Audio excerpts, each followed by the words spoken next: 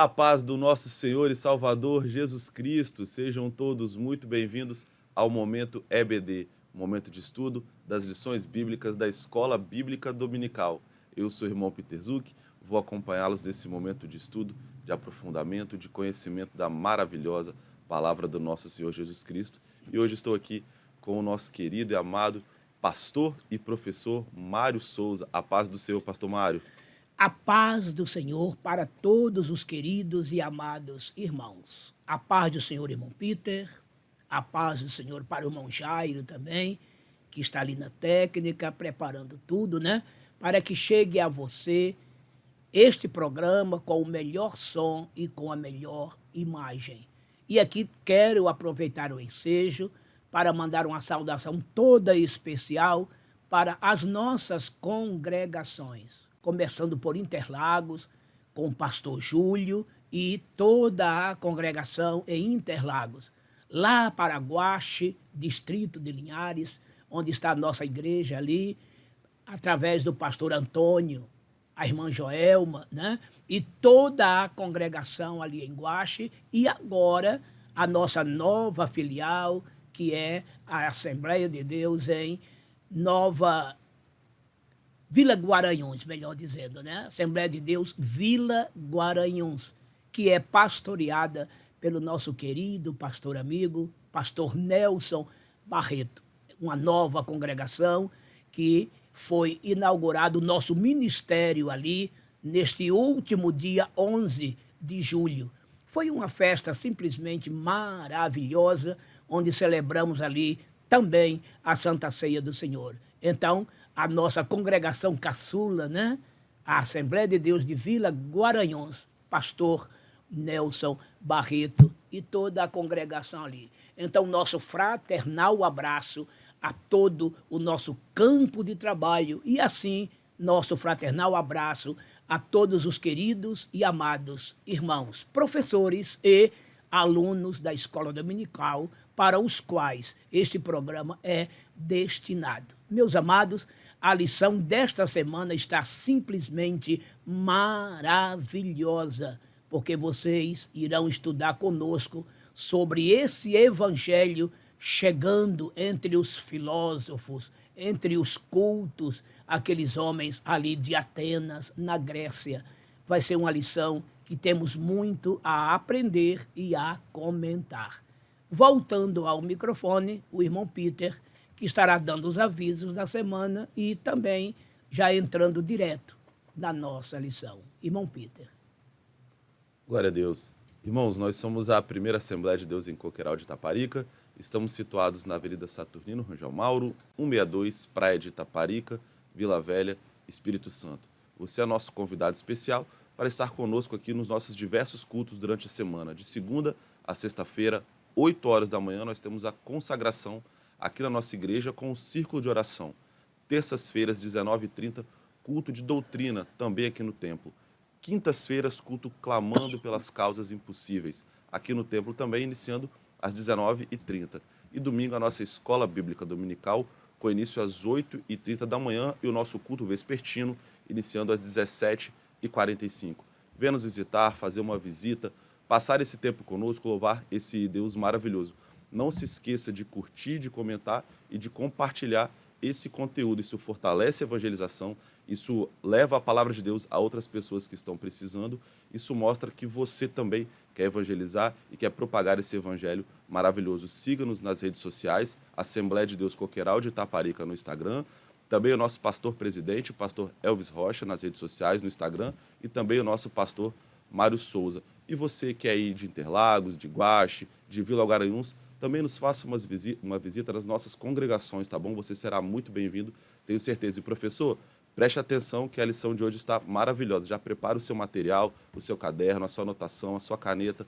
Tenho certeza que isso vai edificar a sua vida e vai edificar a vida do seu aluno, tá bom? Hoje nós iniciaremos o estudo da lição de número 5, que vai ser ministrada no dia 2 de agosto de 2026. O título é Cristo entre os filósofos, o Deus desconhecido se revela. O textuário da lição está no livro de Atos dos Apóstolos, no capítulo 17 e no versículo 30. E assim diz o textuário: Mas Deus, não tendo em conta os tempos da ignorância, anuncia agora a todos os homens em todo lugar que se arrependam. A verdade prática, a obra evangelística, floresce quando o coração, sensível ao Espírito, discerne os tempos e proclama com ousadia a graça salvadora de Cristo. A leitura bíblica em classe está no livro de Atos dos Apóstolos, no capítulo 17, primeiro dos versículos 15 a 20, depois dos versículos 30 a 32. E assim diz a palavra do Senhor. Atos 17, 15. E os que acompanhavam Paulo o levaram até Atenas, e recebendo ordem para que Silas e Timóteo fossem ter com ele o mais depressa possível, partiram. E enquanto Paulo os esperava em Atenas, o seu espírito se comovia em si mesmo, vendo a cidade tão entregue à idolatria, de sorte que disputava na sinagoga com judeus e religiosos, e todos os dias na praça com os que se apresentavam. E alguns dos filósofos epicureus e estoicos contendiam com ele. Uns diziam: que quer dizer esse paroleiro? E outros: parece que é pregador de deuses estranhos, porque eles anunciava a Jesus e a ressurreição. E tomando, levaram ao Areópago, dizendo: poderemos nós saber que nova doutrina é essa que falas? Pois coisas estranhas nos trazes aos ouvidos. Queremos, pois, saber o que vem a ser isso. Versículo 30. Mas Deus, não tendo em conta os tempos da ignorância, anuncia agora a todos os homens em todo lugar que se arrependam, porquanto tem determinado um dia em que com justiça há de julgar o mundo, por meio do varão que destinou, e disso deu certeza a todos, ressuscitando dos mortos. E como ouviram falar da ressurreição dos mortos, uns escarneciam, e outros diziam: acerca disso te ouviremos outra vez. Os objetivos da lição, professor, aquilo que você deve passar para o seu aluno, estudar com ele, ensinar a ele. Primeiro objetivo: levar o aluno a compreender a idolatria em Atenas. Segundo objetivo: analisar os postulados dos filósofos epicureus e estoicos à luz do Evangelho. E terceiro objetivo: aplicar o discurso do apóstolo Paulo no Areópago à vida cristã. A palavra-chave dessa lição, portanto, é Evangelho. A introdução diz o seguinte: partindo de Bereia, Paulo chega a Atenas, célebre por sua erudição, arte e tradição filosófica, como nós vimos em Atos 17, do 15 ao 34. Embora ainda fosse um centro intelectual de destaque, a cidade estava tomada pela idolatria. Ao observar tantos altares, Paulo se comoveu diante de um povo culto, porém distante do Deus verdadeiro. Cheio do Espírito Santo, ele discerniu que por trás da sabedoria humana havia corações carentes de salvação. É nesse contexto que o apóstolo anuncia Cristo entre os filósofos, revelando o Deus até então desconhecido. Pastor Mário Souza. Meus queridos e amados irmãos, amigos, companheiros em Cristo, nesta lição aprenderemos alguns pontos por demais importantes. Primeiro, como Deus capacita seus servos para diferentes tipos de obras. Deus usa homens e mulheres de acordo com o ambiente aonde vivem. Dentre eles, o apóstolo Paulo foi um instrumento usado por Deus de maneira toda especial. Lendo no ato da conversão de Paulo, no capítulo 9 de Atos dos Apóstolos, observamos o que disse Deus ao seu servo discípulo Ananias, quando ele ficou assustado ao saber, da parte de Deus, que ele teria que ir a uma rua chamada Direita, na cidade de Damasco, para orar por um certo discípulo que ali estava orando e precisando, chamado Saulo. Ele se assustou. A fama de Saulo, na época, ainda antes de ser chamado Paulo, era por demais temida entre os cristãos, porque Saulo era um perseguidor da igreja. Então Deus disse para Ananias para não temer, ir até ele, orar por ele, para que ele fosse salvo. Paulo estava sem enxergar, passando a enxergar. Ali Saulo foi cheio do Espírito Santo e Deus disse para Ananias que Saulo haveria de sofrer muito por causa do seu evangelho, mas que ele já fora chamado e preparado por Deus desde o ventre da sua mãe, porque ele seria um instrumento para muitos povos, não somente para os pobres, mas também para os ricos e poderosos. E quem era Saulo, e vamos agora chamá-lo de Paulo? Era aquele homem totalmente preparado. Antes, ele era um fariseu, e fariseu zeloso. E ser fariseu, irmãos, era ser doutor da lei, profundo conhecimento da Torá, do Pentateuco, de todo o Velho Testamento em si e de toda a história hebreia em todos os tempos. A Bíblia diz que Paulo chegou a sobrepujar a todos os da sua época. E olha aqui agora a prova. Pedro, João, Tiago, simples pescadores da Galileia, e que agora apóstolos foram chamados por Deus para pregar os seus patrícios. Esses homens, certamente, dada sua pouca cultura, teriam muita dificuldade em discutir com filósofos gregos. Vocês estão entendendo? E aquilo para Paulo foi mesmo que nada. Por quê? Porque Paulo não somente falava fluentemente o hebraico, como o grego também. Era um homem hiper preparado. E veja que todos ficaram tontos diante do seu discurso, que para eles era um discurso totalmente novo. Eles chegaram a dizer: que nova doutrina é esta? Que coisas estranhas são estas que nós nunca ouvimos falar? E olha que Atenas, irmãos, capital da Grécia. E quem era a Grécia? Era a nação cultural do mundo. A língua grega havia sido difundida ainda na época de Alexandre o Grande para todo o mundo, pois o Império Grego derrotou o Império Persa a partir do ano 335 a.C. E foi Alexandre o seu primeiro imperador. Ele só foi imperador por 12 anos. 12 anos apenas, morrendo ainda tão jovem.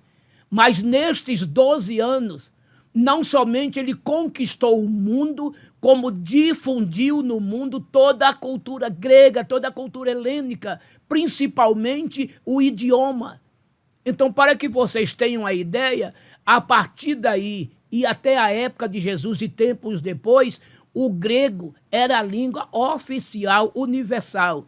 Para vocês terem uma ideia como parâmetro, assim como é o inglês hoje, esta língua universal quase, né, no sentido de comércio e etc., o inglês é a língua mais usada no mundo para isto, assim era o grego naquela época.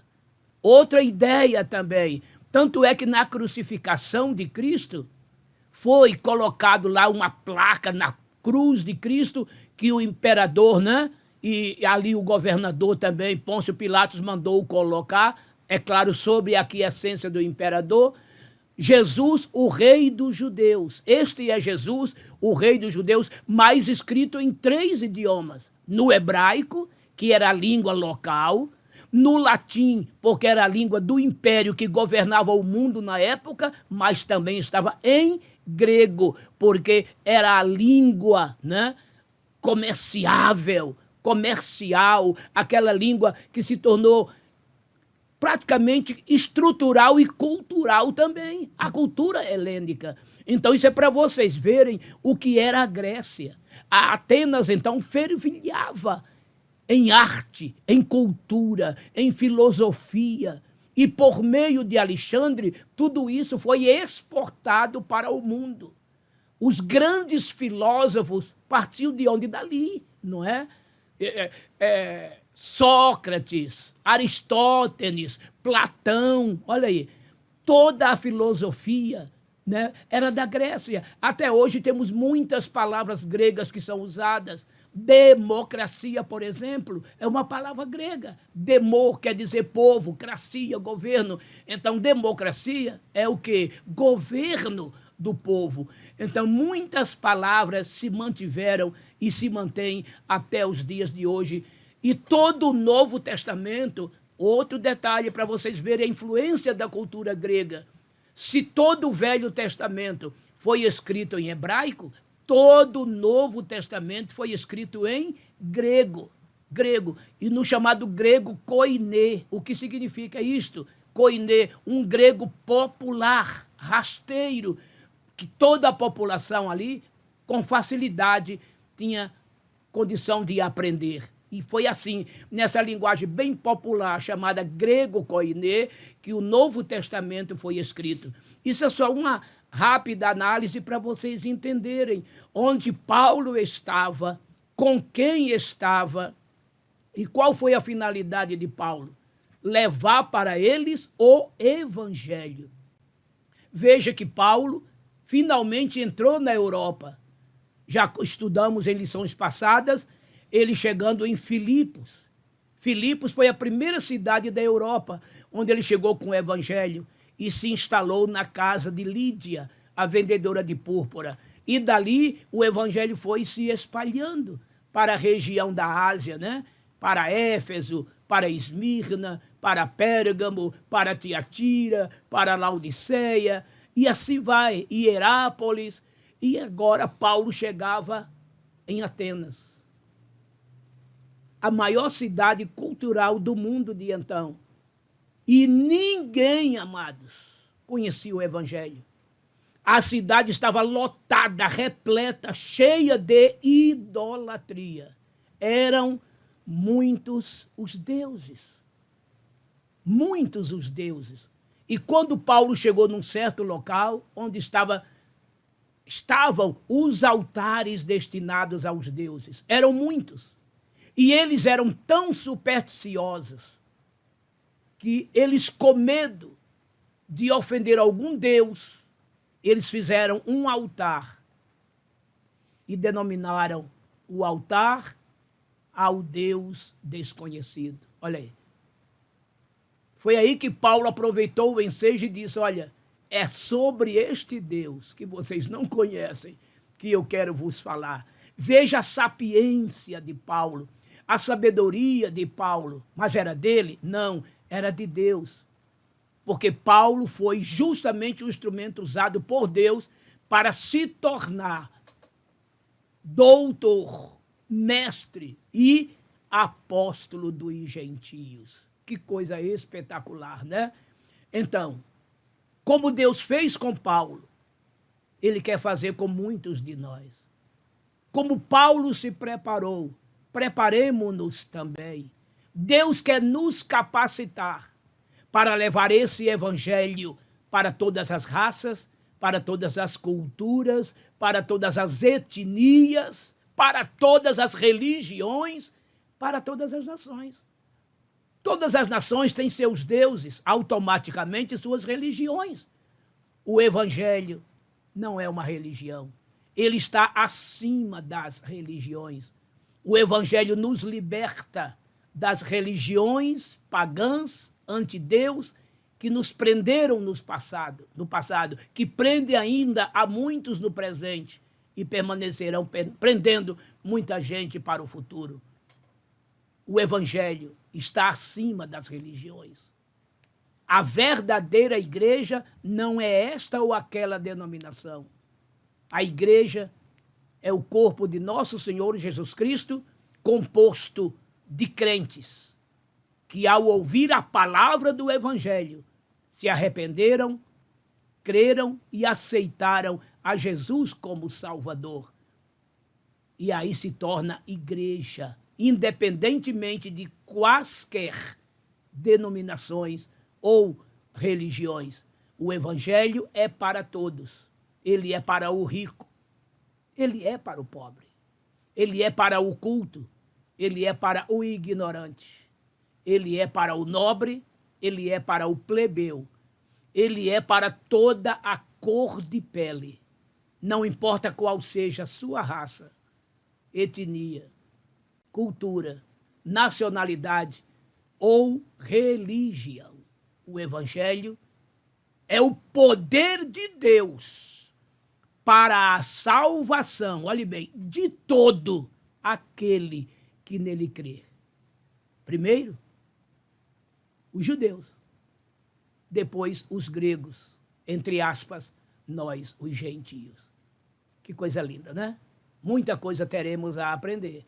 Vamos então ao primeiro ponto e os seus subpontos.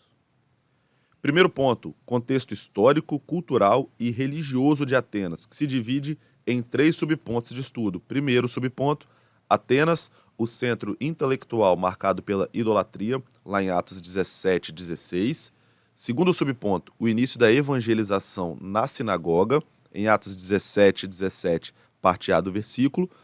E terceiro subponto, a proclamação do evangelho na Ágora, Atos 17, 17, já a parte B do versículo.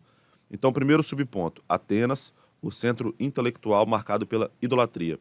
Quando Paulo chegou a Atenas, por volta do ano 50 depois de Cristo, a cidade ainda exercia enorme influência cultural e intelectual, apesar de sua pouca relevância política sob o domínio romano.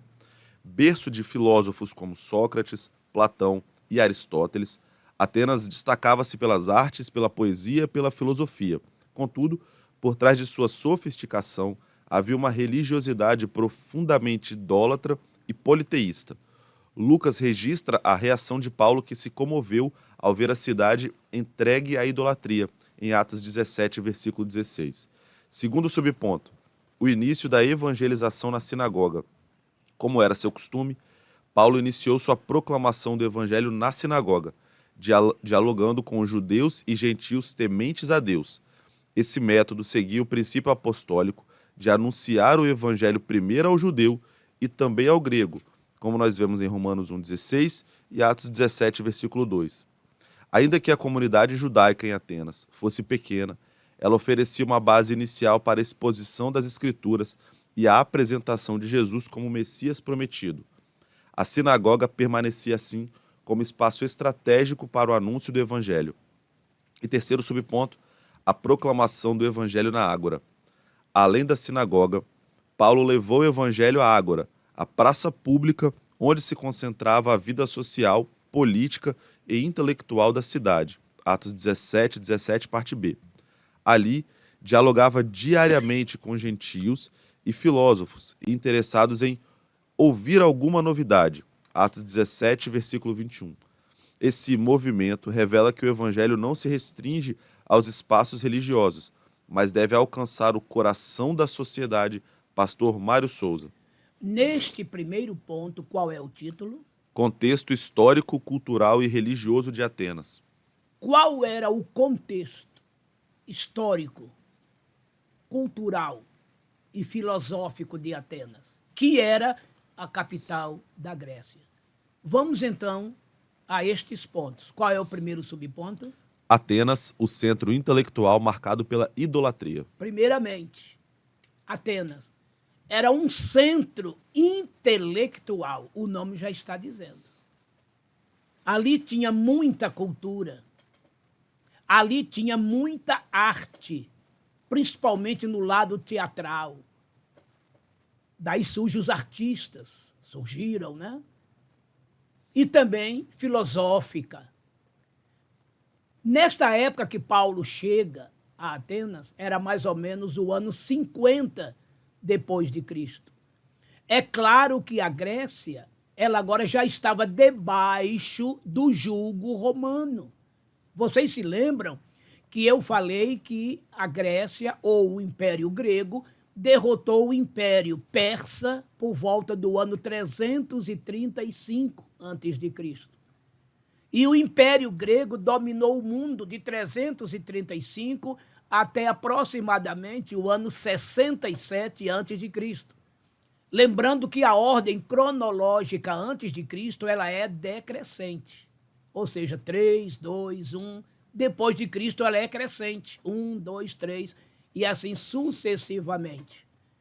O Império Grego, mais ou menos de 335, 334 até 323, foi justamente Alexandre o Grande, o imperador. Nesses 12 anos, ele difundiu toda a cultura grega, não somente a cultura, como também a força. No seu 12º ano de império, ele morre. Aí a Grécia se divide em 4, virou uma tetrarquia, onde 4 generais continuaram dominando com o Império Grego, mas dividido. A Macedônia, a Ásia Menor, o Egito e a Síria. Tá vendo? Depois, a Macedônia e a Ásia Menor foram sufocados pelos impérios do norte e do sul, que eram justamente a Síria no norte e o Egito no sul. E a partir daí, o Império do Sul, ou seja, o Egito, foi governado por uma dinastia chamada os Ptolomeus. E já a Grécia, no caso a Síria, né, o Império Grego agora dividido com seu ponto, seu tentáculo na Síria, dirigido pelos Seleucidas, oriundo de Antíoco Seleuco. Daí o termo Seleuco, Seleucidas. E houve aí uma dinastia, né? Antíoco 1, 2, 3, 4, assim por diante, assim como os Ptolomeus, 1, 2, 3, 4. E as disputas eram muitas entre eles. Ora, o reino do sul prevalecia, que era o Egito, ora, o reino do norte prevalecia, que era a Síria. E esses registros vocês encontrarão com detalhes em Daniel, capítulo 11. Capítulo 11. E assim foi, amados, até mais ou menos o ano 67 a.C., quando o Império Romano derrotou o Império Grego.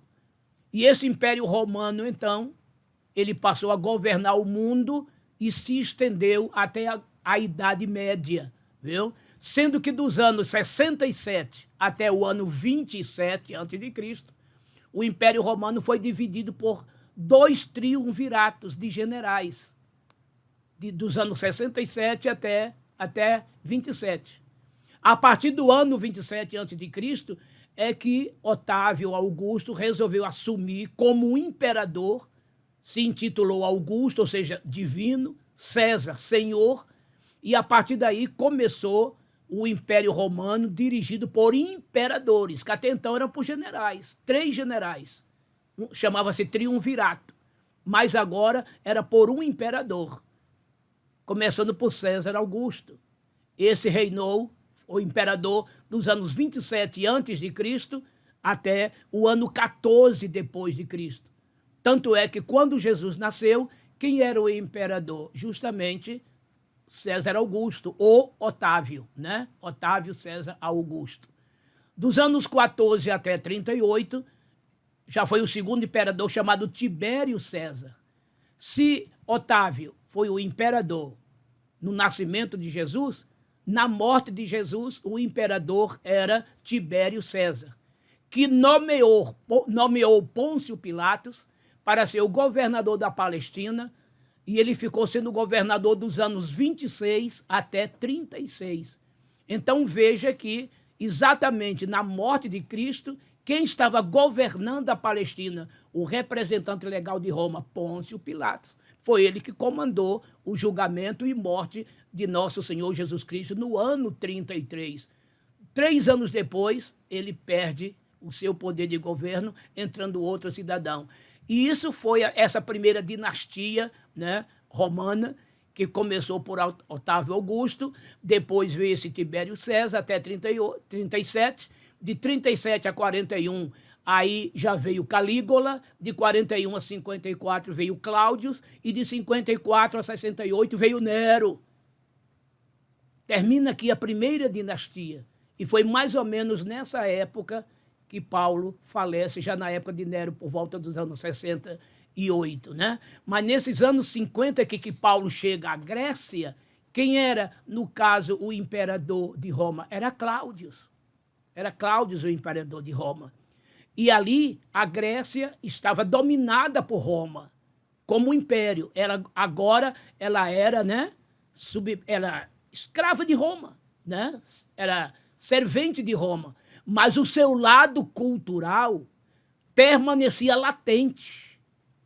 Esse lado cultural, o idioma, né? Principalmente, o grego era a linguagem, o idioma oficial da região naquela época. E assim permaneceu por muito tempo. E ali a cultura, repito, a arte, a filosofia era muito, muito dominante ali e que, pela língua grega dominar o mundo, então toda a arte grega, toda a cultura grega, toda a filosofia grega, através de, né, Sócrates, Platão, Aristóteles e outros, aquilo ia para o mundo inteiro, porque toda a literatura, na sua maioria quase que absoluta, era escrita em grego. Então isso facilitou muito a divulgação, repito, de toda a cultura, de toda a filosofia e de toda a intelectualidade grega. Então aqui uma rápida pincelada dentro desse lado histórico. Segundo subponto. O início da evangelização na sinagoga. Está vendo? O início da civilização aonde? Na sinagoga. O que é interessante, irmão, que os judeus, desde que eles foram dispersos, viu?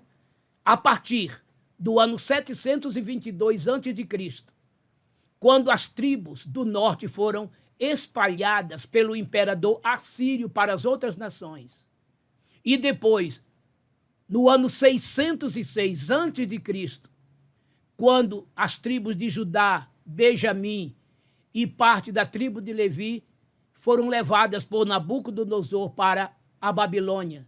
A partir daí, essa dispersão judaica, hebreia, se espalhou ao redor do mundo.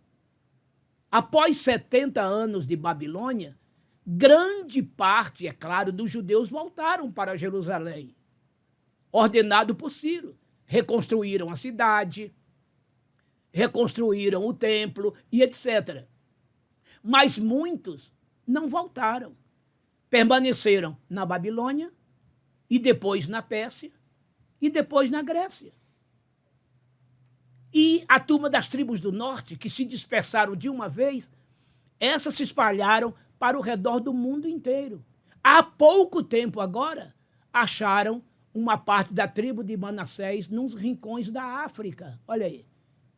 Retornando até para Jerusalém. Então, por causa dessas dispersões, era muito comum ter colônias judaicas espalhadas ao redor do mundo. Então, veja que quando Paulo chega a Atenas, no ano 50, encontra ali uma colônia judaica. E o que é que Paulo fazia? Ele era coerente ao que ensinava. Ele, escrevendo aos Romanos, no capítulo 1, versículo 16, ele disse: não me envergonho do evangelho de Cristo, que é o poder de Deus para a salvação de todo aquele que crê, primeiro do judeu, depois do grego. O próprio Jesus disse para a mulher samaritana, no capítulo 4, a partir do 22 do Evangelho de João, a salvação vem para os judeus. E observando, tanto na primeira viagem de Paulo, né, quanto na segunda, quanto na terceira, ele aqui já estava na sua segunda viagem missionária, aonde ele chegava, ele tinha por princípio, primeiro ir às sinagogas para anunciar o evangelho aos judeus, os seus patrícios. E depois, quando estes não queriam ou rejeitavam, então ele partia para os gentios. Mas muitos judeus aceitaram, mas muitos rechaçaram, chegando ao ponto até de maltratá-lo, torturá-lo e etc. Está entendendo? Então, ele aproveitou aquela sinagoga e foi ali pela primeira vez. E pregou o evangelho ali. E aquilo não somente assustou aqueles judeus que ali estavam, porque eles já estavam longe de Jerusalém há muito tempo, né? Já era o ano 50, olha só, gente. Já havia se passado 17 anos da morte de Jesus e eles ouviam agora, provavelmente, este novo evangelho para eles, os judeus, pela primeira vez. E os gentios, os gregos, esse então de modo nenhum. A idolatria campeava naquela cidade, tomava conta. Milhares e milhares de deuses ali pagãos, sabe? Jamais eles tinham ouvido o evangelho. Então, quando eles ouvem falar de um homem que morreu e que ressuscitou, imaginem como ficou a mente daquela gente. Que história é esta? Quando foi que um homem morreu numa cruz e ressuscitou para salvar a humanidade? Que história é esta? É por isso que muitos ali escarneciam até Paulo, achando que ele era um louco, um paranoico. Mas outros ficaram perplexos e disseram, que estranho, que doutrina nova é esta? Quantos fatos estranhos é este? Enquanto uns escarneciam, outros diziam, nós queremos te ouvir sobre este assunto. É aí que vem o terceiro subponto. Qual é, irmão Peter? A proclamação do evangelho na Ágora. O que é Ágora? Era uma praça, irmãos, no centro de Atenas, onde ali eles se reuniam para discutir de assuntos de cultura, de arte, de filosofia e até mesmo dos assuntos políticos. É daí que surge a democracia, vocês estão entendendo? Quer dizer, eram homens livres para falarem livremente. Era proibida a censura, no seu sentido de expressão de fala. E cada um ali, baseado em suas filosofias, expunham suas ideias. Uns concordavam, outros discordavam, porque eles eram democratas. E conforme eu já citei, quer dizer, ali tinha homens, né, influentes, discípulos de sábios, como já citei aqui, Sócrates, Aristóteles, né, Platão e tantos outros mais. Então, Paulo vai àquele centro, aquele lugar de debates. E foi aí que deu essa situação que falei no tópico anterior. Paulo prega para eles, falando de um Jesus que morreu em uma cruz e que ao terceiro dia ressuscitou e que veio ao mundo para salvar o pobre, o miserável pecador. Então, morte e ressurreição escandalizou alguns. Morte e ressurreição estranhou em muito outros, fundiu a mente de muitos outros. Eles disseram, olha, queremos te ouvir outra vez. Isso quer dizer que a semente foi plantada. E é isso que devemos fazer, irmãos, nas praças, como Paulo fez ali, nas cadeias, nos hospitais, nos manicômios judiciários, nas penitenciárias, nos ônibus, nos trens, nos táxis, Uber, né? Navios, aviões, no colégio, na universidade, nos vizinhos. Seja um missionário, seja uma missionária. Leve Cristo aos corações. Proclame o nome de Jesus às nações, por todos os meios, por todos os métodos. E agora que temos a internet, olha que facilidade. E agora que temos o celular, olha que facilidade. Você tem evangelizado? Você tem mandado uma mensagem para alguém? Mande um versículo da Bíblia para alguém. Escreva uma mensagem alusiva àquele versículo. Se você tem intimidade com uma pessoa, ligue para ela, evangelize. Hoje você pode evangelizar da sua sala, do seu quarto. Em vez de se perder tempo assistindo filmes que não levam a nada, e muitos deles até pornográficos, outros filmes de terror, que não te deixam sequer dormir. Quanto tempo você tem perdido na internet? Hoje em dia, a média do brasileiro com a internet chega a cerca de 9 horas por baixo. E dessas 9 horas, quanto tempo você está usando, levando, tomando para um processo de evangelização, hein? Pense nisto. Olha que Paulo andou milhares e milhares de quilômetros a pé, em lombos de animais, em navios que eram levados por remos, porque motores não tinham, atrás de uma alma. E hoje você tem um celular que você pode, do teu quarto, da tua sala, da tua cozinha, mandar uma mensagem para um amigo, para uma amiga, para alguém do teu conhecimento que está lá no Japão, na Ásia, na Europa, na Oceania, nas Américas, de onde você está. Agora mesmo este programa aqui está chegando a você. Eu não sei onde você está, mas agora você está me vendo, me ouvindo, ao lado do irmão Peter, que aqui está. Porque o irmão Jairo está ali na técnica controlando. E esse programa está chegando agora no Brasil inteiro, em toda a América do Sul, Central e Norte, na Europa, na Ásia, na África, na Oceania, onde tiver alguém que entenda a língua portuguesa, pode agora acompanhar o nosso programa. O que é isto, irmãos? É a ciência que se multiplicou, conforme disse Daniel 12, versículo 4. E é uma arma poderosa para a evangelização. E Paulo nos deixou este legado. Com as maiores dificuldades do mundo, ele evangelizou o mundo. E quantos de nós, com todas as facilidades do mundo, não estamos evangelizando sequer uma pessoa? Não é hora de parar para pensar? Pense nisto. Se fizermos um pouquinho, mas um pouquinho mesmo, do muito que Paulo fez, saiba, você já está contribuindo muito. Porque se muitos fizerem um pouquinho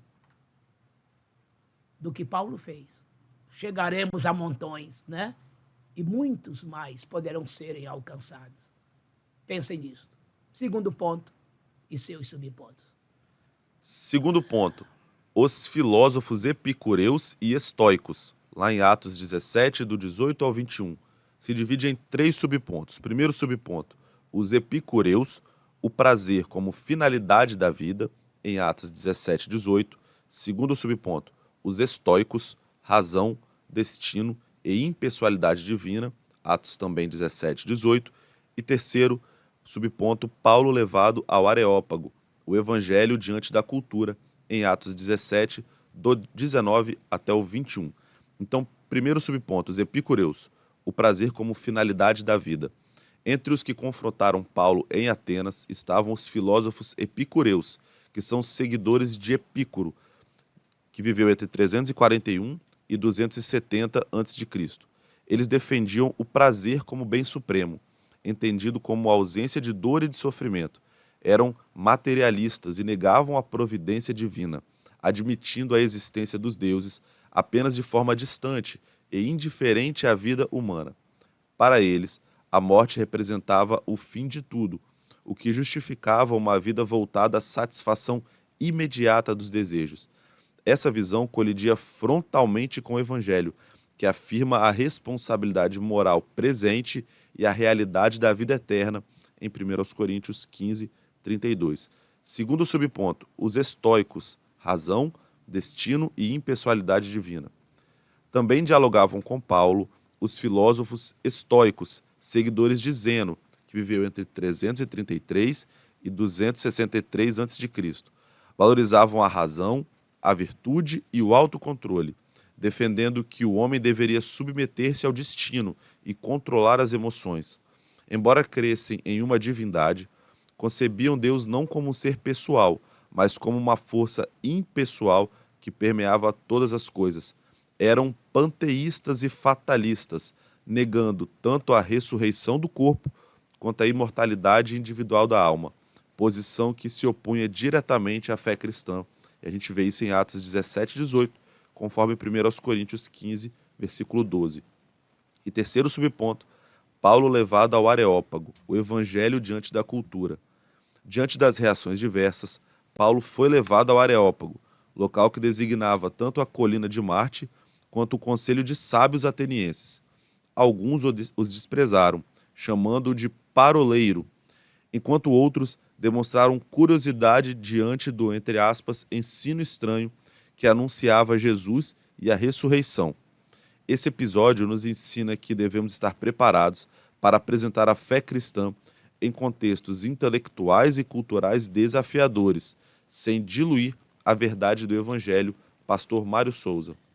Neste segundo ponto, qual é o título? Os filósofos epicureus e estoicos.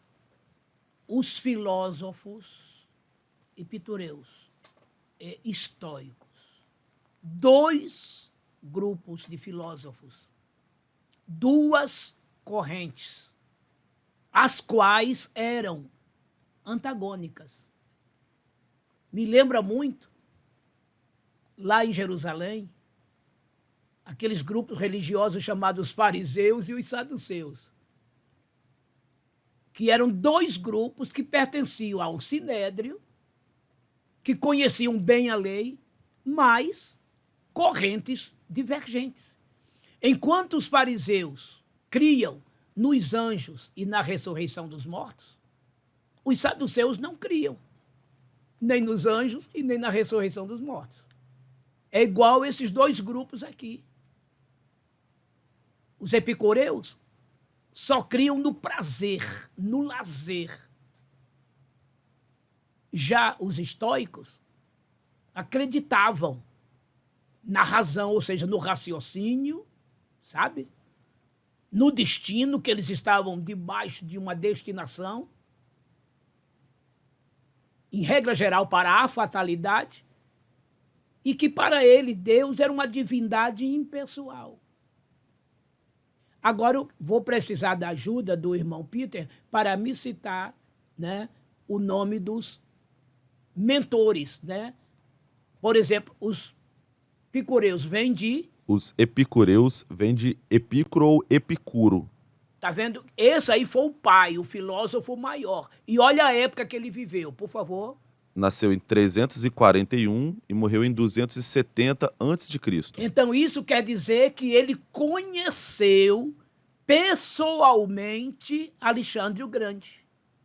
Ele assistiu quando o Império Grego dominou o Império Persa. Porque se ele nasceu em 340, presta atenção, ele estava com 5 anos quando o Império Grego derrotou o Império Persa. E daí, quando Alexandre Grande morre, não é? Ele já estava com seus praticamente 12 anos. Veja que ele estava no seu período de adolescente. O segundo é Zeno. Olhe bem o nome, Zeno, outro pai dessa filosofia. Da filosofia estoica, né? Do estoicismo. Olha a época dele. 333 nasceu e faleceu em 263 a.C. Ele era um pouquinho mais novo que o outro, 7 anos. E ele nasceu exatamente quando Alexandre Grande estava derrotando o Império Grego. 335, 334, 333. Ele nasceu exatamente na época que o Império Grego já estava em sua pujança mundial. Isso é só para vocês terem uma ideia. Agora vamos às correntes. O primeiro subponto, qual é? Os epicureus, que tem o prazer como finalidade da vida. Tá vendo? Olha qual era a finalidade dos epicureus. Prazer. Tudo que dissessem respeito ao prazer era com eles. Nada de espiritualidade, nada de céu, nada de inferno, nada. Tudo era aqui. Vocês estão vendo, irmão, por que é que o mundo se tornou esse sistema maligno, comandado por quem? Por Satanás. É por isso que em João 12:31, Jesus o chama de príncipe deste mundo. Desde que Adão e Eva pecaram, o pecado entrou no mundo por o homem, e pelo pecado a morte, assim a morte passou a todos os homens, e por isso todos pecaram, Romanos 5:12. Então Satanás se assenhorou do mundo, vocês estão entendendo? Ele se tornou o príncipe das trevas deste século. Ele se tornou uma espécie de arcanjo do mal, porque ele passou a chefiar todos os anjos caídos. Então ele passou a governar esse sistema, porque o mundo, você pode dividi-lo em pelo menos 3 aspectos. O mundo das pessoas, o mundo literal, que é o mundo cósmico, e o mundo do pecado, dos prazeres, da sensualidade. Qual é o mundo das pessoas? João 3,16. Porque Deus amou o mundo de tal maneira que deu seu Filho unigênito para que todo aquele que nele crê não pereça, mas tenha vida eterna. Então, esse mundo aqui é de pessoas. Deus amou este mundo de pessoas e mandou Jesus para salvá-las. O mundo cósmico é este mundo que vocês estão vendo aí. Montes, vales, outeiros, praias, né? Galáxias, planetas, satélites, jazidas, petrolíferas, hidrominerais, né? O mundo vegetal, o mundo mineral, o mundo animal, tudo isso é mundo cósmico. E qual é o outro mundo? O mundo das trevas, dos prazeres e do pecado, que é contra este mundo que os apóstolos nos ensinam. Que disse João, filhinhos, não ameis o mundo e nem o que no mundo há. Porque a concupiscência da carne, a concupiscência dos olhos, a soberba da vida não é do Pai, mas do mundo. E o mundo passa e as suas concupiscências. Mas quem fizer a vontade do Pai permanece para sempre. 1 João 2, 15 a 17. E olha o que nos ensinou o apóstolo Tiago. Adúlteros, adúlteras, não sabeis que a amizade do mundo é inimizade para Deus? Quem se constitui amigo do mundo torna-se inimigo de Deus. Vocês estão vendo? Este é o mundo dos prazeres, da sensualidade, da carnalidade, do pecado. E este mundo, Satanás preside, domina, governa e espalhou para todas as nações. E dentre essas coisas, além de toda a sorte de prazeres e sensualidades, está o quê? A idolatria. A idolatria. Que vai para o segundo subponto, porque nesse primeiro ponto aqui, olha, é só prazer. É só carne, é só sensualidade, é só natureza pecaminosa. Olha o que é a filosofia, né, dos pitoreus, né? Epicureus. Dos epicureus, melhor dizendo. Olha o que a filosofia dos epicureus ensinava. Só prazeres carnais, mundanos. Esta era a Grécia, irmão. Este é o mundo que não conhece a Deus. E o próprio Paulo, escrevendo aos Coríntios, olha aqui que era uma cidade da Grécia, na sua segunda epístola, capítulo 4, versículo 4, ele disse: o Deus deste século cegou a mente dos incrédulos para que não lhes resplandeça a luz do Evangelho. Se você olhar aí, o Deus deste século, o Deus está com D minúsculo. Ele está se referindo ao diabo. Olha como o diabo aqui cegou a mente dos incrédulos gregos, daqueles filósofos tão cultos, tão sábios e tão ignorantes a respeito de Deus, não conhecendo Deus de maneira nenhuma. Para eles, tudo era prazer. Era o hedonismo em prática, o narcisismo, era o culto ao corpo. Acabou, morreu o corpo, tudo acabou. Tudo termina aí. E era disso que o diabo gostava, né, irmãos? É que todos eles morressem assim, sem conhecerem a Deus, para irem direto ao inferno. Olha a segunda corrente agora, o segundo subponto. Qual é, o irmão? Peter? Os estoicos, razão, destino e impessoalidade divina. Eram fatalistas, panteístas, criam no destino como o final de todas as coisas. Vocês estão vendo?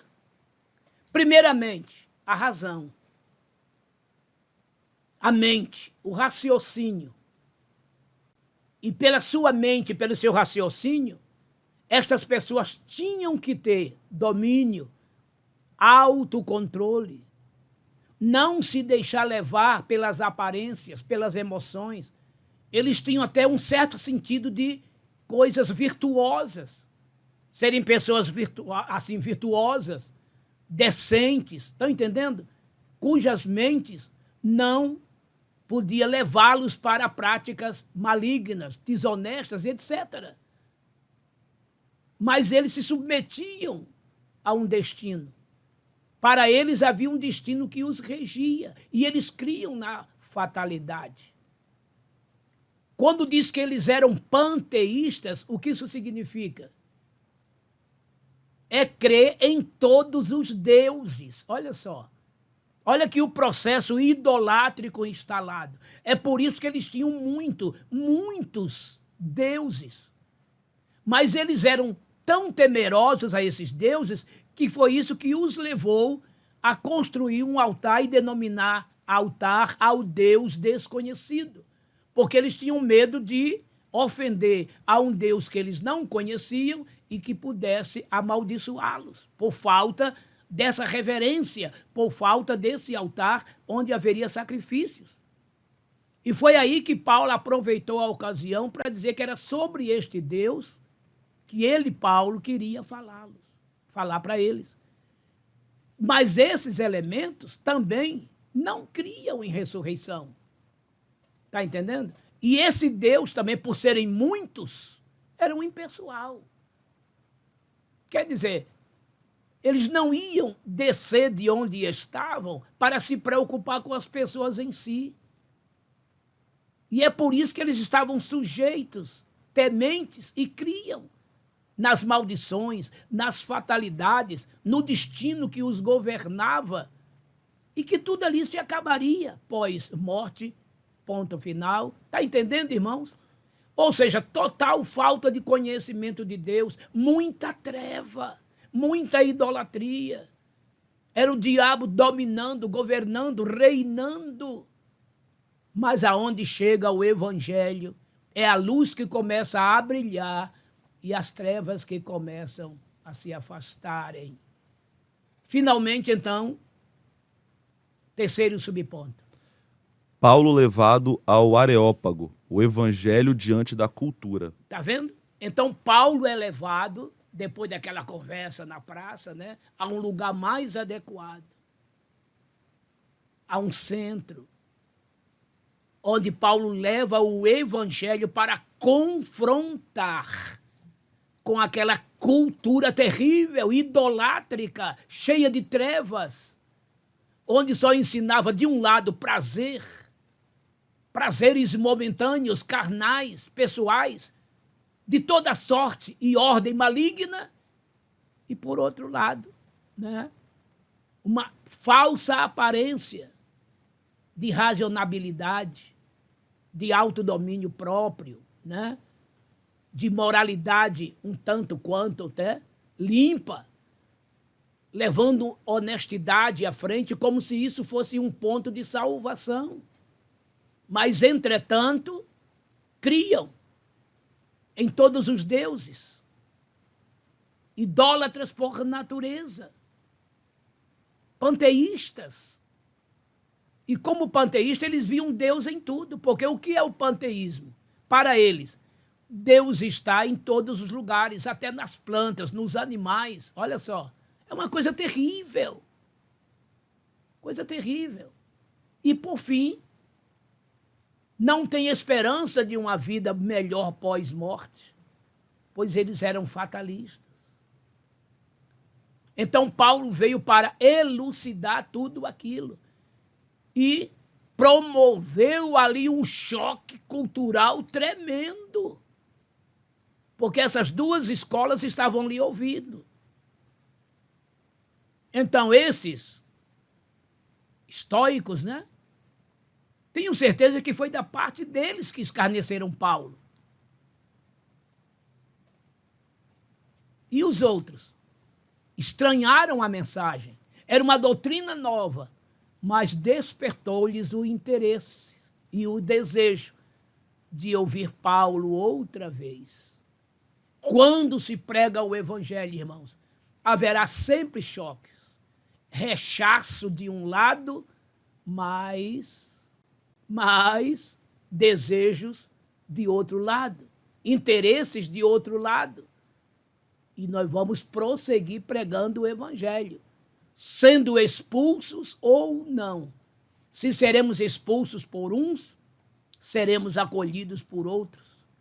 Se somos desprezados por uns, escarnecidos por uns, mas teremos interesse despertado por outros, em outros, e teremos ocasiões de continuar ensinando a palavra àqueles que se interessarem em ouvirem o evangelho. E já dizia Deus por meio do profeta Ezequiel, quer ouçam, quer deixem de ouvir, fale a minha palavra. Estamos aqui para pregar o evangelho, irmãos, a todos. Quer ouçam, quer deixem de ouvir. Isso é problema deles. Mas o nosso é pregar o evangelho. Me gastarei e me deixarei gastar por amor do evangelho. Para nós, evangelho é uma obrigação. Anuncie o evangelho nas praças, nos salões, nas ruas. O evangelho não é para ficar retido entre quatro paredes. Paulo pregava dentro das paredes da sinagoga, mas Paulo ia para as praças e também para os areópagos pregar Cristo, levar o evangelho para pessoas simples, com baixo nível cultural, e levar o evangelho para pessoas da alta sociedade, de alto nível cultural. Vai chocar? Vai. Pode ser rejeitado? Pode. Mas pode interessar também a outros. Vá.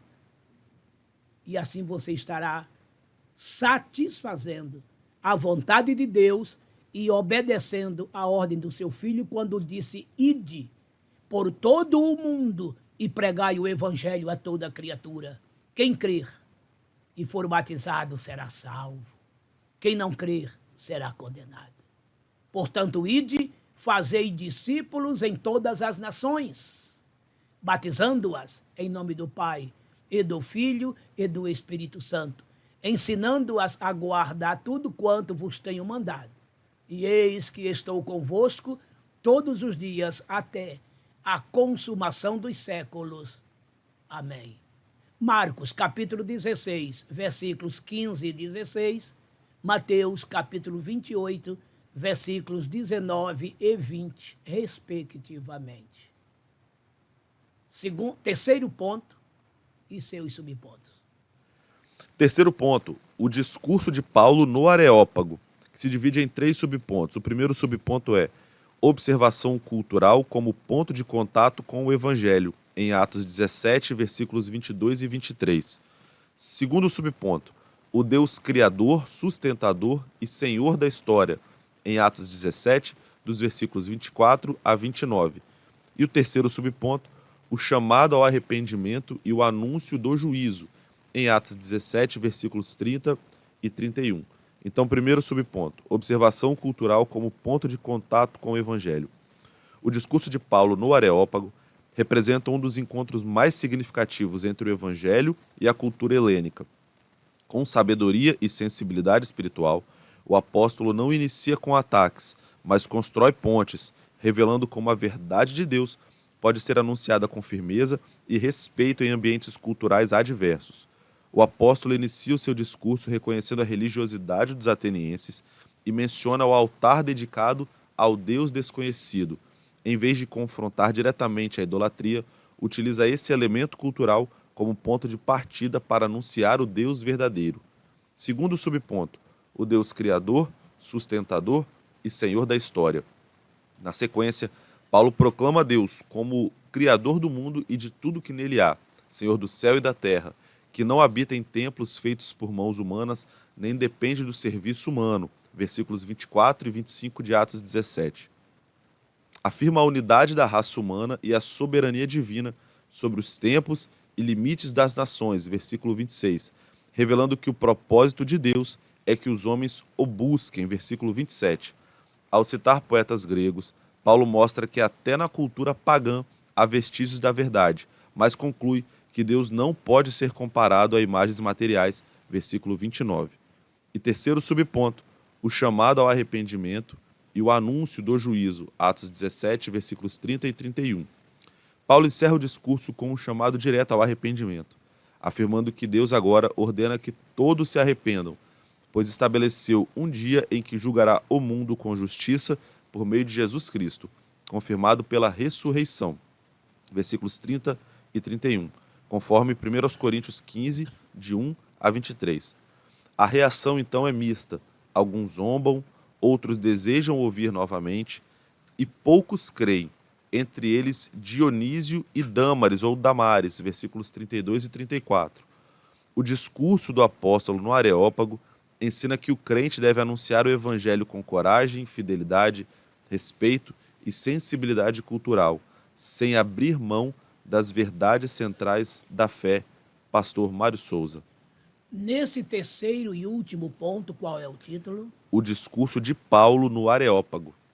Neste discurso de Paulo no Areópago, nos mostra o quanto o homem de Deus, ou mesmo a mulher que a Deus serve, precisam serem sábios em sua maneira de falar de Deus, da sua palavra, do seu evangelho. Não é com ataques grosseiros, mal educados, que chegaremos a objetivos nobres. Não, irmãos. O importante é pregar a palavra do nosso Senhor Jesus Cristo, sem atacar esta ou aquela religião. Porque Jesus se encarregará através do seu Espírito em revelar os seus segredos àqueles que o ouvirem. Porque a fé, ela vem pelo ouvir, mas o ouvir pela palavra de Deus. A palavra de Deus, Romanos 10, 17. Então, pregue a palavra de Deus e nunca a tua. A palavra de Deus transmite as ideias de Deus e não as tuas. Está entendendo? Olha o título aqui do primeiro subponto. Qual é, irmão Peter? Observação cultural como ponto de contato com o evangelho. A observação cultural como ponto de contato do evangelho. Foi isso que Paulo fez. Ele observou que naquela cultura grega só havia o quê? Muita idolatria. Adoração a quem? A todos os deuses. Entre aspas. Está vendo? Mas Paulo não os atacou. Paulo não os ameaçou, não os agrediu, mas de maneira muito sábia, muito educada. O que foi que ele disse? Bem vejo, irmãos, bem percebo que vocês sois supersticiosos, religiosos. Porque aqui observo altares a muitos deuses. Mas vocês fizeram um aqui, o altar ao Deus desconhecido. E é sobre este Deus que eu quero vos falar. Olha que sabedoria, irmãos. Em qualquer ambiente que você chegar, você vai sempre achar um meio, um ponto de contato para começar a falar de Jesus. Sempre haverá um meio, sempre haverá um motivo, sempre surgirá uma ocasião que o próprio Espírito Santo vai providenciar. No caso de Paulo aqui, foi aquele altar ao Deus desconhecido. Mas Paulo não atacou aquela cultura idólatra de momento, de pronto, mas ele procurou falar de um Deus desconhecido para eles. E este Deus é que se encarregaria de fazer todo o resto, por meio do seu Santo Espírito, convencendo aquele pecador, aquela pecadora, do pecado, da justiça e do juízo que virá. João, capítulo 16, versículo 8. Isto é, enquanto você prega o evangelho, você alcança apenas os ouvidos daquela pessoa. Mas enquanto você está pregando o evangelho, as palavras que você está ministrando não ficam nos ouvidos, elas entram. E o Espírito Santo vai aplicá-las ao coração daquela pessoa, convencendo aquela pessoa de que aquilo que você está pregando é a verdade.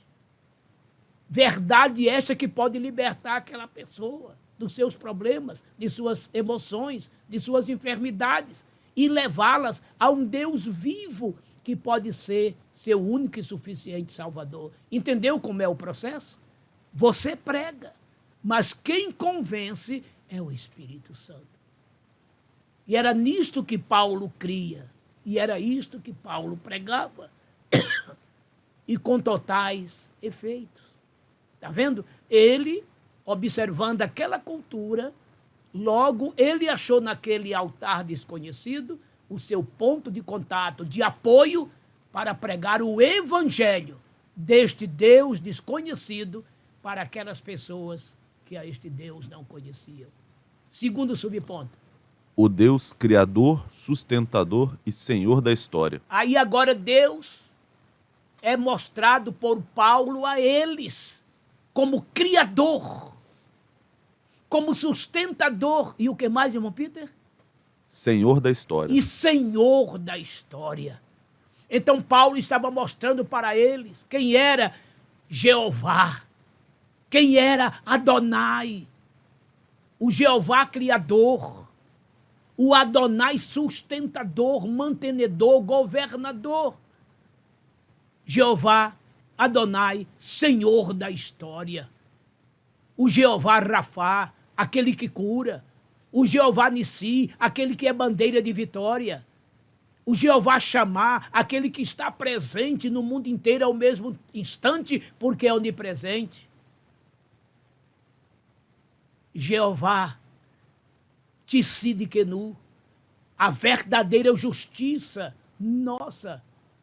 Jeová Raá, o nosso pastor. Jeová Sabaote, o Senhor de todos os exércitos. O Jeová Jirê, o que supre todas as necessidades humanas. O Jeová Shalom, o Senhor que é a paz do mundo.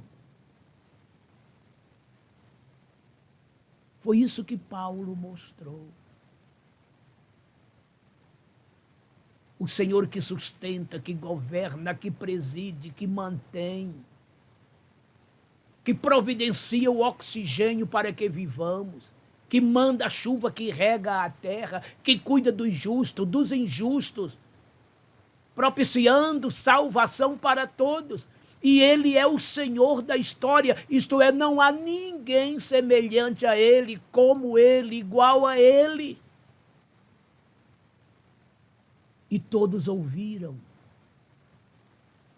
aquele pregador. Que privilégio, né? Mas ele estava num lugar hostil.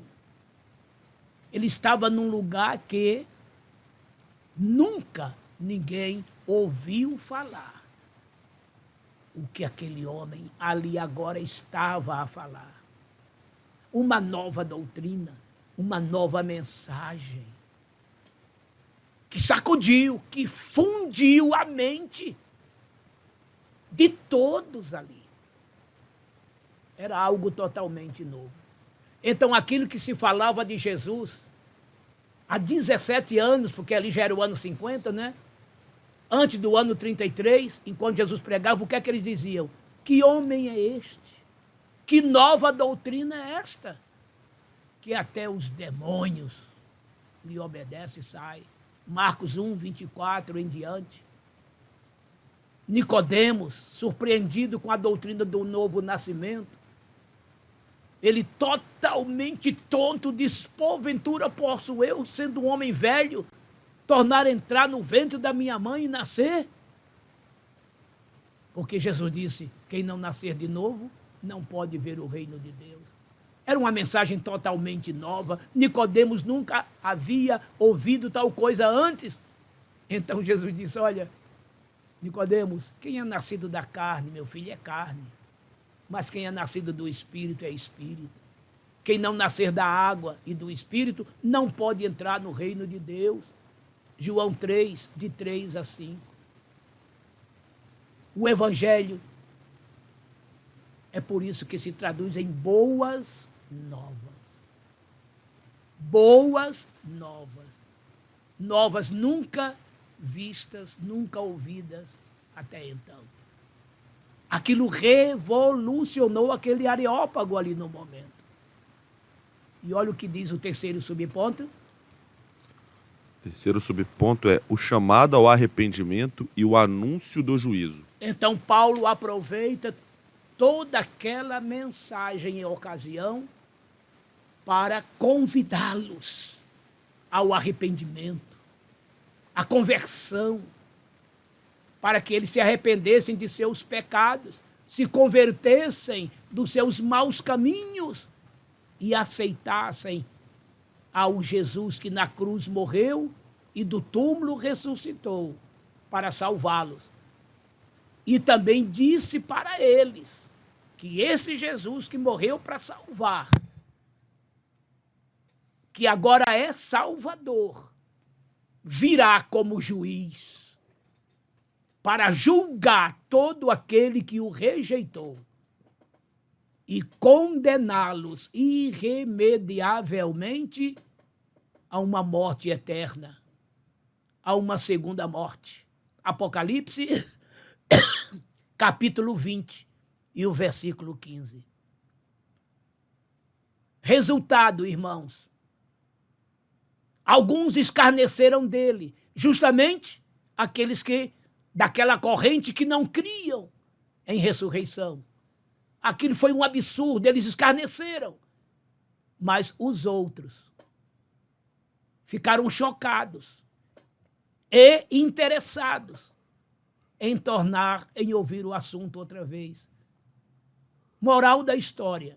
Em meio àquilo tudo, a Bíblia relata que, dentre eles, um deles chamado Dionísio e um outro chamado Damares, aceitaram.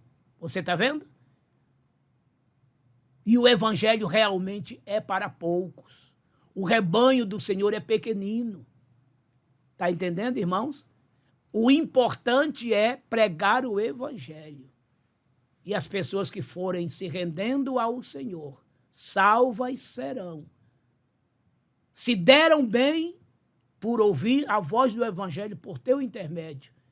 E você se deu muito bem em pregar o evangelho para essas pessoas, que é a nossa função.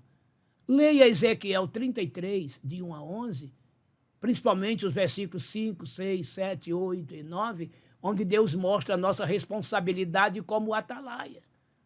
Disse Deus, se eu disser ao ímpio, ó ímpio, morrerás, e tu não falares, morrerá o ímpio na sua iniquidade, mas o seu sangue eu demandarei da tua mão. Olha que coisa séria. Se eu disser ao ímpio, certamente morrerás, e ele te ouvir, ele salvará a sua alma. E tu salvaste a tua responsabilidade. E se tu disseres ao ímpio que ele vai morrer, e ele não te ouvir, ele morrerá na sua iniquidade. Mas você salvou a sua alma, salvou a sua responsabilidade. Então veja, é meu papel pregar. Vou salvar a minha responsabilidade pregando. E ao ímpio cabe, se me ouvir, se salvar. Se não me ouvir, se perder. E o sangue será sobre ele, o sangue dele. Mas se eu não pregar, o sangue dele será sobre mim. Não é bom ler esse texto? Ezequiel 33, hein? De 1 a 11, principalmente esses versículos que eu acabei de citar, que vai do 5 até o 9, mas é bom ler todo o texto, 33, de 1 a 11, Ezequiel. Tá bom, queridos? Então, veja, Paulo cumpriu a sua missão, a sua tarefa. Não somente pregando às comunidades simples por onde passava, mas pregando também para os eruditos, para os filósofos, para os cultos, para os ricos. Deus sempre teve, sempre tem e sempre terá suas testemunhas para levar o evangelho para todas as classes. O evangelho é contra o racismo ético, racial. O evangelho é para todas as cores, é para todas as raças, é para todas as culturas e combate todas as intolerâncias. O evangelho é para todos. É tudo para todos. Vamos agora à nossa conclusão. Conclusão da lição de número 5. O discurso de Paulo permanece como referência para o diálogo cristão com a cultura. Parte da realidade do ouvinte, reconhece os sinais de verdade presentes na sociedade e, com fidelidade, conduz à revelação de Deus em Jesus Cristo. O Evangelho demonstra ser capaz de dialogar com qualquer filosofia, sem perder o seu poder de confrontar consciências e chamar todos ao arrependimento e à fé no Cristo ressuscitado. Pastor Mário Souza. Neste momento final de conclusão, eu quero dizer algo para vocês muito importante. O servo de Deus tem que estar pronto, preparado para confrontar, pregar o evangelho, viver o evangelho em qualquer cultura, em qualquer ambiente. Paulo era um homem preparado para tudo e para todas as coisas, conforme está lá em Filipenses 4. É bom ler todo o versículo 12, para depois ler o 13, quando ele diz, posso todas as coisas naquele que me fortalece, mas ele diz que ele estava preparado para tudo. Quantos crentes se desviam ao entrarem em uma universidade, por exemplo, quando começa a confrontar com ideias totalmente adversa à sua, antirreligiosa, anticristã. Ele não estava preparado para aquilo. Isso é uma lástima, porque o crente tem que estar pronto. É por isso que o crente tem que ter uma base sólida a partir da família, um frequentador assíduo da escola dominical, seminários teológicos, para que ele saiba defender a razão da sua esperança, como ensinou o apóstolo Pedro. Veja que Paulo não temeu, não se intimidou. Por quê? Porque não somente ele era cheio do Espírito Santo, como também cheio de cultura, sabedoria, um homem preparado. E olha que ele encarou ali homens dos maiores níveis culturais e deixou suas mentes tontas. Inclusive ganhou alguns deles. Como no caso do Dionísio, Damares. E você? E eu? E nós? Estamos prontos para os momentos adversos? Para enfrentarmos culturas adversas? Deus está nos dando o tempo para que possamos nos preparar. Não podemos viver só dentro de uma bolha, irmãos. A bolha pode estourar.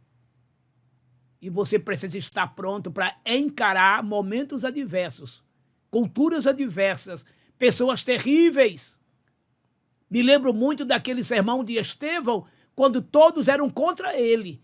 Mas o sermão dele foi tão poderoso que eles não podiam resistir à sabedoria que estava em Estevão.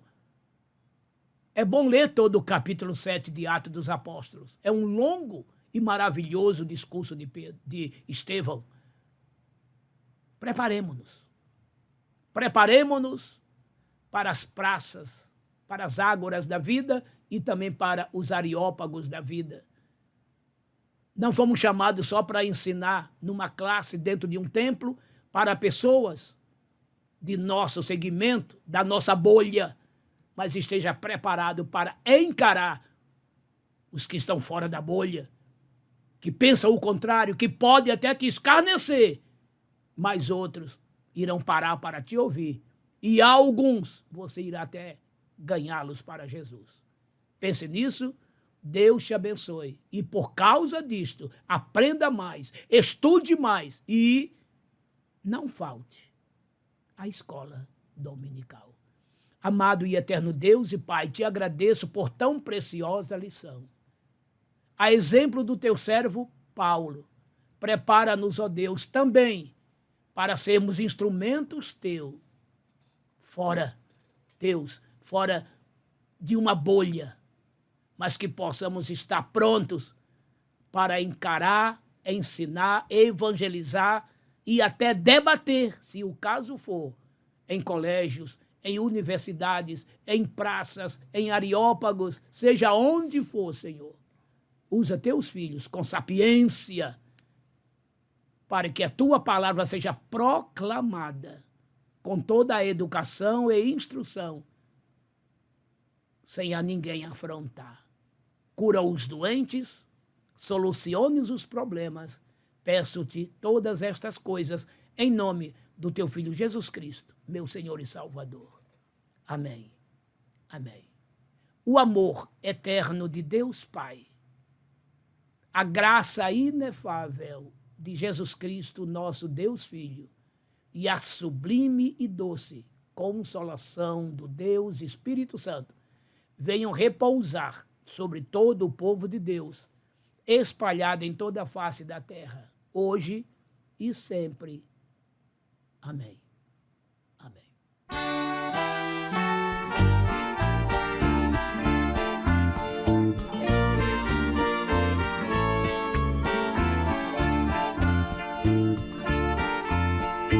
Deus, grandioso ser, jamais criado, princípio e fim não delimitam tua história. Excelso Espírito supremo e iluminado, Pai excelente, santo e puro em áurea glória.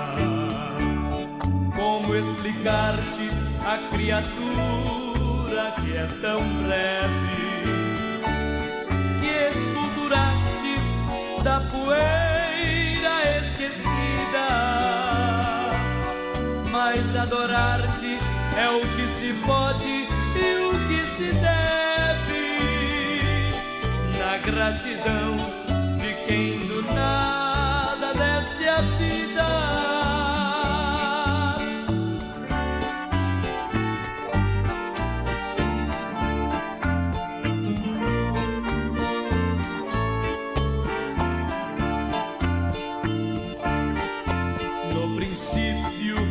Era o verbo e o verbo era sublime parte de ti mesmo que fluía. E quando alçaste pelo cosmo a grande esfera, traçaste o plano da perfeita harmonia. Como explicar-te a criatura que é tão breve, que esculturaste da poeira esquecida? Mas adorar-te é o que se pode e o que se deve, na gratidão de quem do nada deste a vida.